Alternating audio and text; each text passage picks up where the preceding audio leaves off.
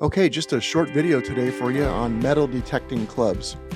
This is a little bit of footage here from a recent hunt that we had with my metal detecting club here in California, where we went out and planted some pennies in the dirt about 2 inches down, and they were painted different colors, and depending on what color penny you found, you would win prizes, and some of them were worth silver coins and even better prizes than that. So we have a lot of fun doing stuff like this 3 or 4 times a year, and we have our Christmas dinner, and we have our monthly meetings. We get to talk technology and stay on top of all that, show off our finds to each other, and we have guest speakers come in. It's a lot of fun.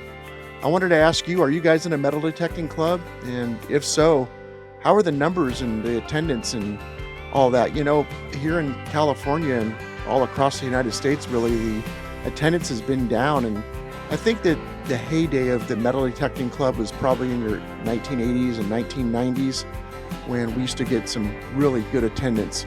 But the numbers have dwindled over the years, and the attendance is down, and some clubs are actually just gone now and gone forever. But a few of them, like mine, still continue to thrive, and I just wanted to recommend to you that if you're not in a metal detecting club, I highly encourage you to find one nearby and join it. And it helps to keep the hobby alive.